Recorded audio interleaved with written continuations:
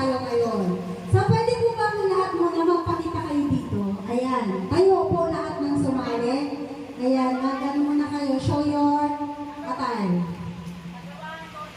Apo. Sunod-sunod po yung number. Okay.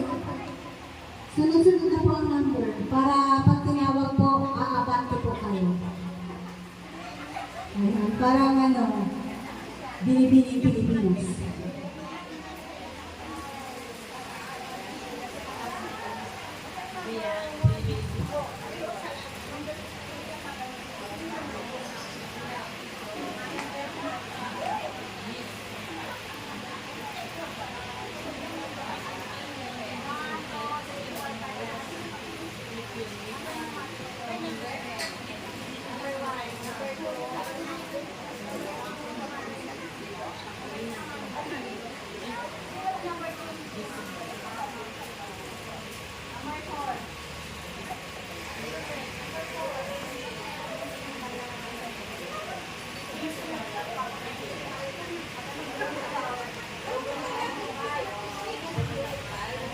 Okay po, sunod-sunod na po ang number. Pakitin niyo yan ang inyong mga number para magaling po kapag tinawag na ang pasok sa top 5. Ayan, sunod-sunod na po ang number. Hanggang dito po yung dulo. Hanggang dito po ang dulo.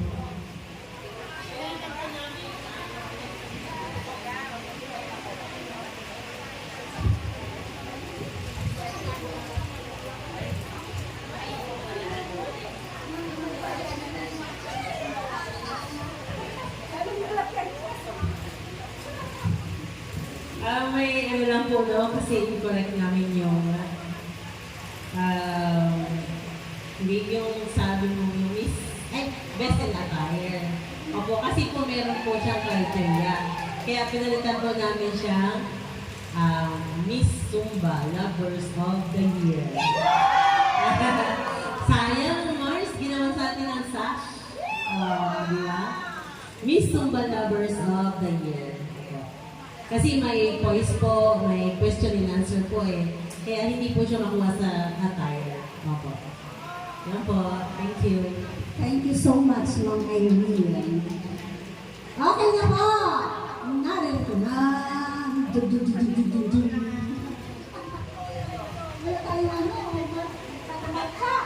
Okay po. So, our top 5 is first contestant number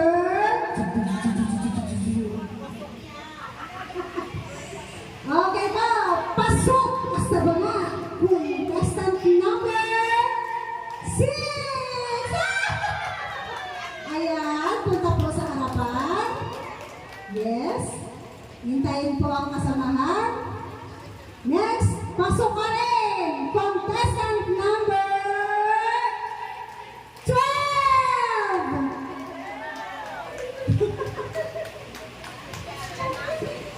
Next, contestant number 13.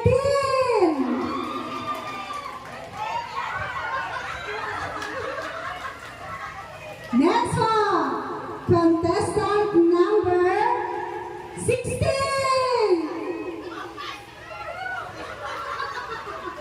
Number 16, ay nalampasan ka, doktora.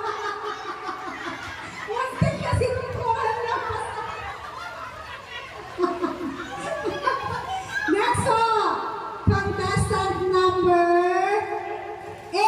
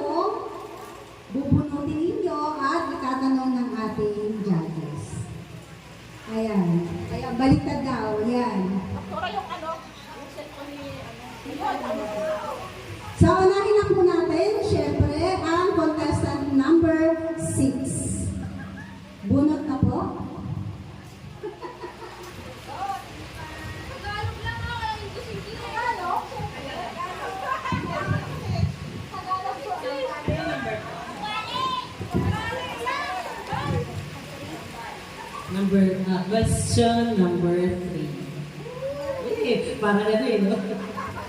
Parang napaka-formal naman. Okay po. Magandang gabi po sa inyo, Madam number 6. Magaling po kayo magdala ng gabi. Pampalis ka ba? Kaya po, ito po yung question niyo po. Bilang isa pong Zumba lover, meron po bang nabago sa inyong pagkatao? At ano po ang mga iyon? Meron po.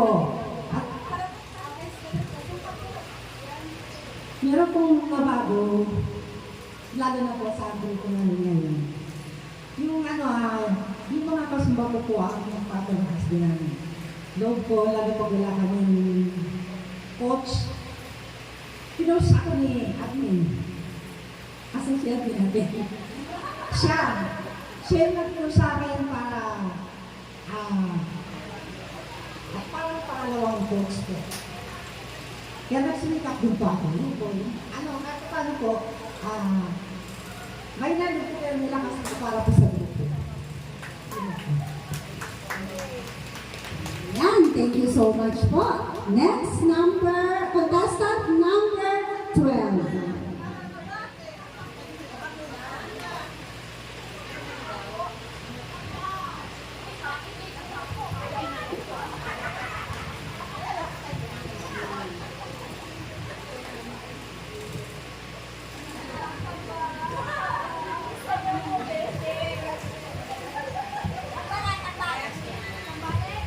Okay po, ito para sa number 12, question number 4. Ma'am, paano mo maipapadama ang diwa ng Pasko sa inyong samahan?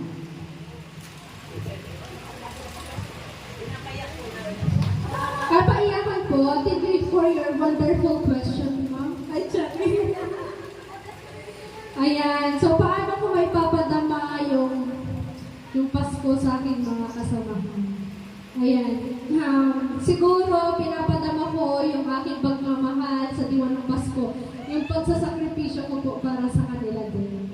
Ayan. So, from Masinloc po ako, ma'am. Then, lagi akong nag-travel dito sa Santa Cruz. Because, isa sa gusto ko is mahal ko yung mga kasumba ko. And also, I am enjoying sa pagsasayaw. So, siguro yun yung the best way na maipakita ko sa kanila that I am here, my present, no, na makita kayong lahat, syempre, at maging masaya tayo, no, sa araw ng Pasko. Kaya maraming salamat po. Yes po, contestant number 13.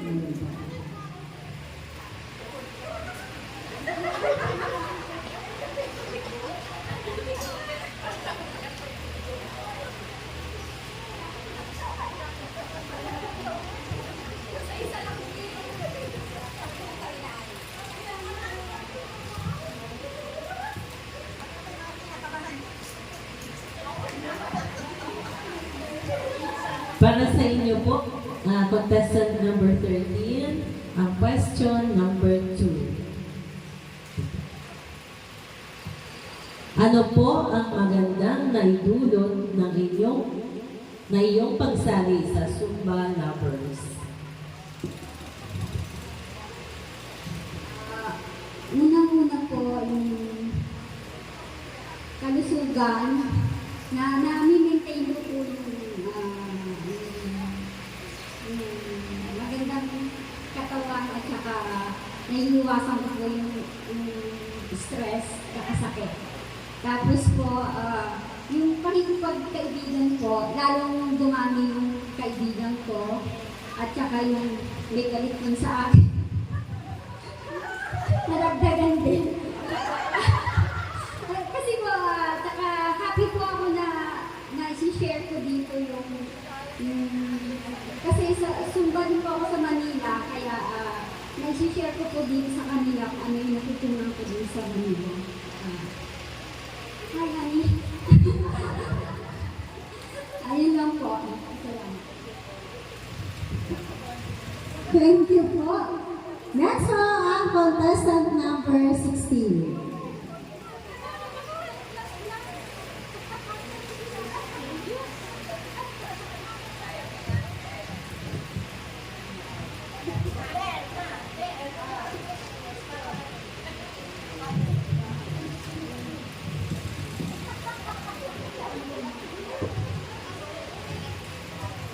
Ayan, ito ang question para sa kay number 16. Okay po.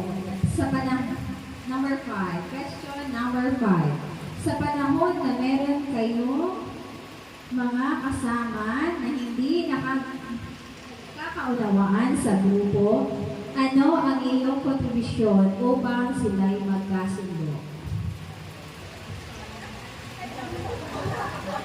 Good evening mga judges and press. Pagdating sa ganyang bagay, ma'am, na hindi nakakasunduan. Kasi minsan din naiiwasan yan eh.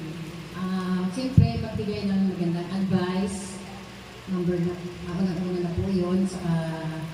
Yung kailangan na yung sama-sama, mabuting pagsasama-sama, katulad nitong Zumba. Kasi dito po nabubuo yung pagiging mabuting magkakaibigan at pagsasamahan.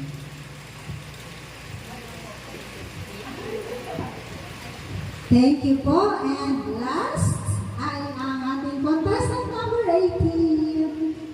May tiniklaim siyang question.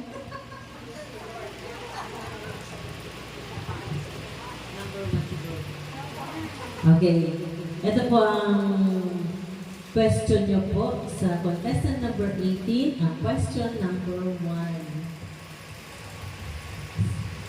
Sa paanong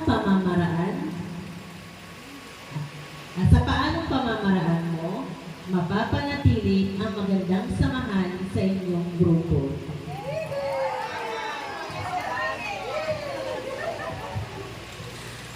Magandang gabi po ulit sa inyong lahat. Salamat sa magandang katanungan na yan. No? Bilang isang advisor ng Zumba Lovers, tamang-tama ang question nito. So tayo lang, ang masasabi ko, lalo na parating na ang araw ng Kapaskuhan, number 1, tayo'y magmahalan at mag-unawaan. No? Konting diferensya, sabi sa Sambales, abot-abotong kamoy na. Yun lang. So, kung meron tayong higwaan sa bawat isa, hindi maaalis yun. Hindi rin maaalis ang ating mga, mga sarili-sariling opinyon at sarili-sariling pananaw sa ating buhay. No? Just leave it that way. Ang importante, magmahalan tayong lahat.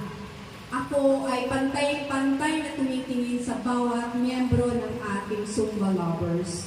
Walang mataas, walang mababa, walang mahirap, walang mayaman. Ang lahat sa Zumba Lovers ay pantay-pantay, nagkakaisa, nagmamahalan. Everyone is welcome to Zumba Lovers. I love you guys. Thank you. Ay, ang ganda naman. Thank you so much po sa ating top 5. Ayan po. So, last na round pa po ng grupo. Ayan. Bigyan po natin ng magandang tugtugin, Ma'am Maan, para sa kanilang last na round pa.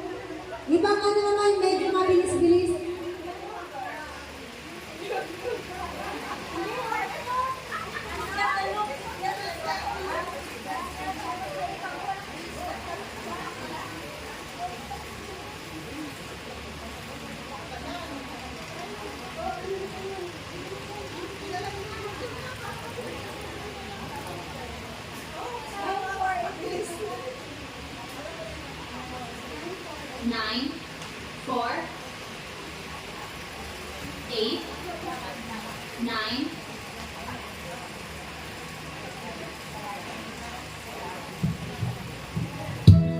Yes po, para sa last na rampa ng ating top 5. Contestant number 6.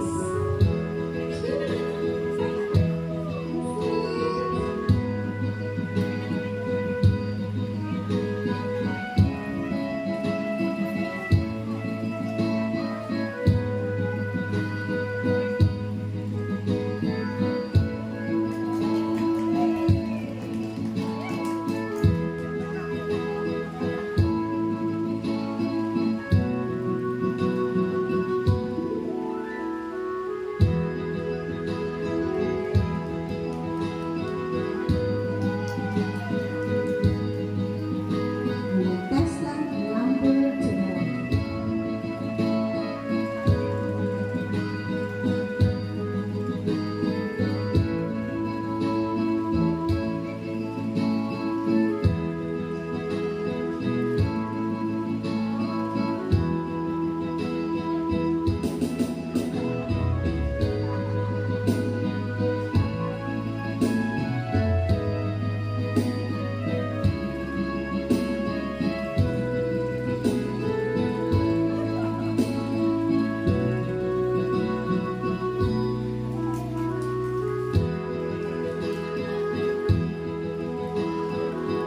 Contestant number 13.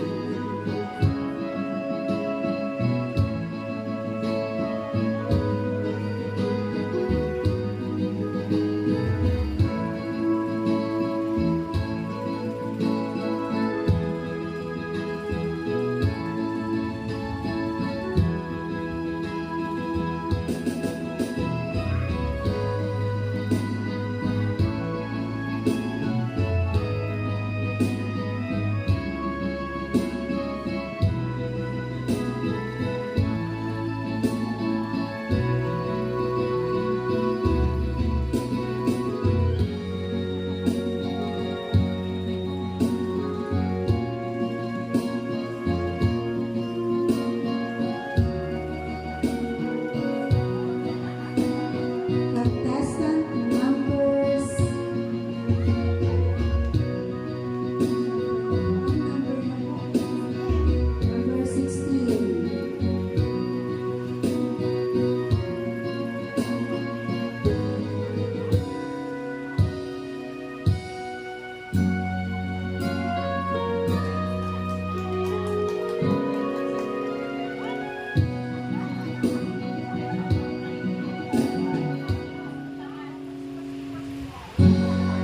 Just wait for another song, ma'am.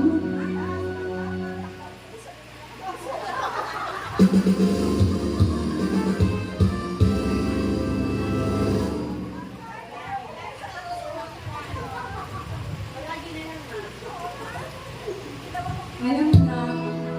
Yes, contestant number 18.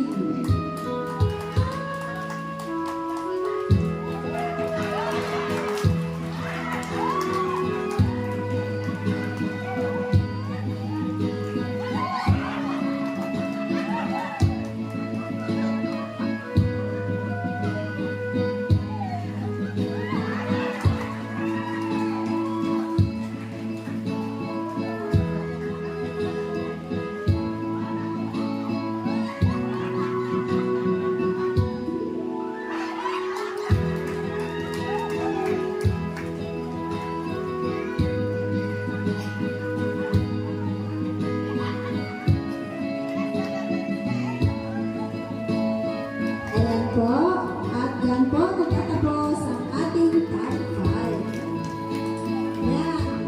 Games muna po tayo. Okay. Stop the music po.